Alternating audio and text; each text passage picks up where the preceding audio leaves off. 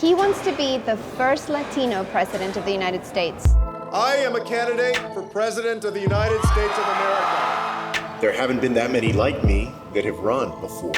And as the immigration debate tears this country apart, Build that wall! he's putting it front and center on his campaign. We're going to move forward with bold immigration legislation. Redefining what immigration enforcement looks like in this country. Well, there would be no more ICE as we know it. We would break it apart. Amongst the Democratic presidential hopefuls, his plan is the most comprehensive in detail that I've seen. I don't believe in separating between good immigrants and bad immigrants of people who are here. He says that his experience at the highest levels of Washington working in Obama's cabinet make him the right candidate to go toe-to-toe with Donald Trump. I'm the only candidate in this race that has actually been a federal executive. That's what the president is. You're a federal executive. Julián Castro sat down with me here at his favorite Mexican restaurant in San Antonio for an exclusive interview with Mother Jones. Hey man, how are you? Good to see you. How are you? So thank you so much for sitting with us. We Great really to be with you. appreciate it. It's nice to be in San Antonio. Yeah, you came at the right time. What did you learn from being the mayor of a blue city in a red state that makes you an ideal candidate in the Trump era?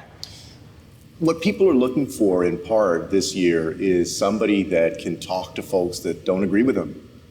Somebody that can try and bring people together around progressive values. And that's basically what I had to do as mayor of San Antonio. We were in a nonpartisan system, and so it wasn't Democrats and Republicans. I had to go knock on the doors of Republicans and conservatives, and a lot of them didn't vote for me, but some of them did. And even though we disagreed, I found ways to work with them to do progressive things. So I learned during my time in local government how you can go and work with and appeal to people that don't necessarily agree with you without compromising your progressive values. Sometimes people ask, why didn't you run for governor or senator? My experience is at the local level, and it's also at the national level. In fact, I'm the only candidate in this race that has actually been a federal executive. That's what the president is. You're a federal executive. And so, I found the question odd about, since that's my experience, why would I go and run to be a state executive? I think that's just ingrained in people's mind, but my experience is actually consistent with what I'm running for. And even though you were the only person who's served in somebody's cabinet at a federal level, I think I've heard you call yourself, or people have asked you whether or not you consider yourself the underdog. Do you? I am the underdog, yeah. If you look at the polls right now, sure. And I've said that I'm not a front runner right now, but I wasn't born a front runner. I didn't grow up here on the west side of San Antonio as a front runner. And there are a lot of people out there that are not front runners. They don't feel like front runners right now. And I found that steadily, little by little, as I go out and I talk to them and their families, that I'm starting to gain more support. And so I'm not that phased that I'm not the front runner in early May of 2019.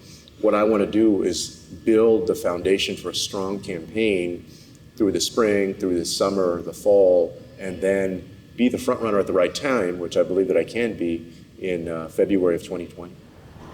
What are the top 3 pieces of legislation that you would like to see pass as president? I'd like to see healthcare legislation. I'd like to see us go to universal healthcare. I believe that everybody should have access to Medicare. Secondly, I would like to see us do immigration reform. The lesson of 2009 and 2010, when we had a Democratic majority last time, was don't wait. I believe that on January 20th, 2021, at 12:01 p.m., that we're going to have another Democratic majority, a Democratic president, a Democratic Senate, Democratic House. So we're not going to wait this time. We're going to move forward with bold immigration legislation. And a third is on climate change.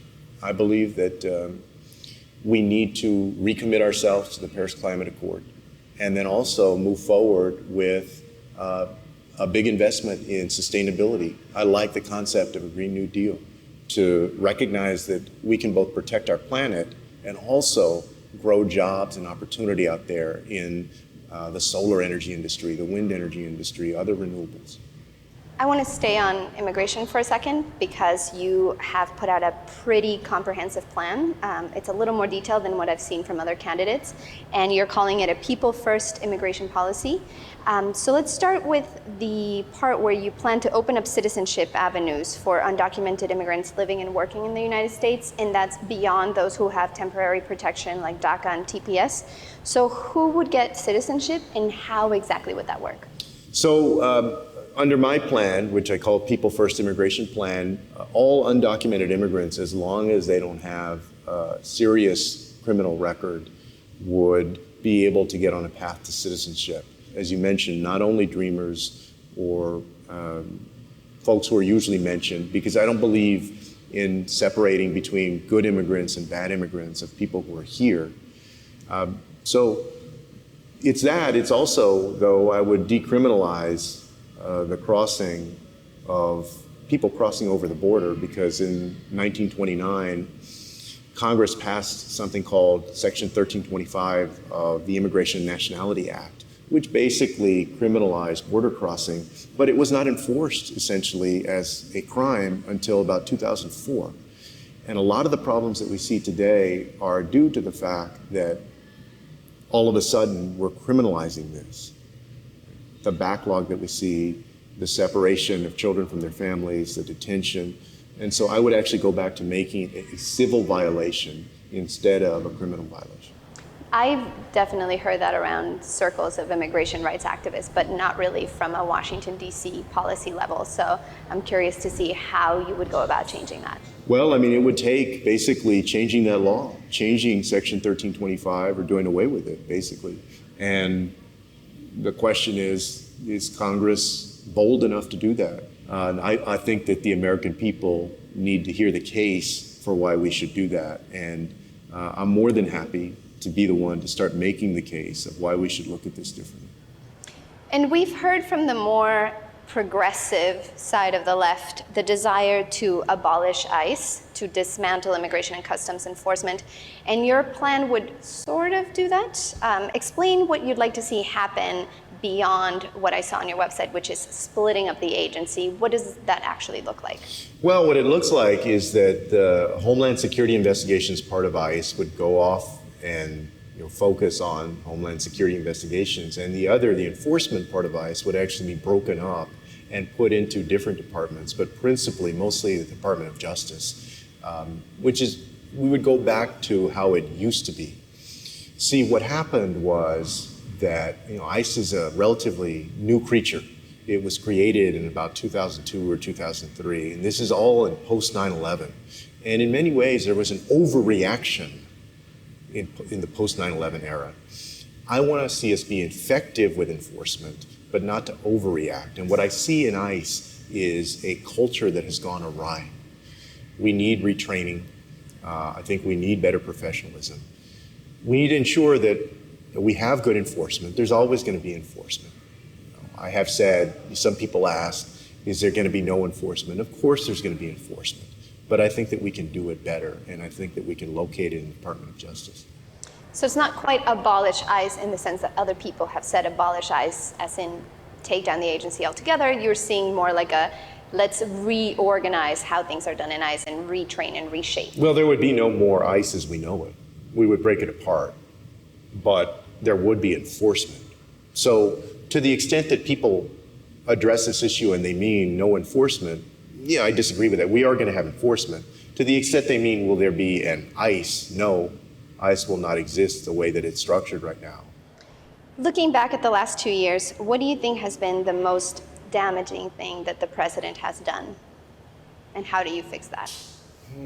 That's a hard question, because this president has done a lot of bad things, whether it's separating children from their parents or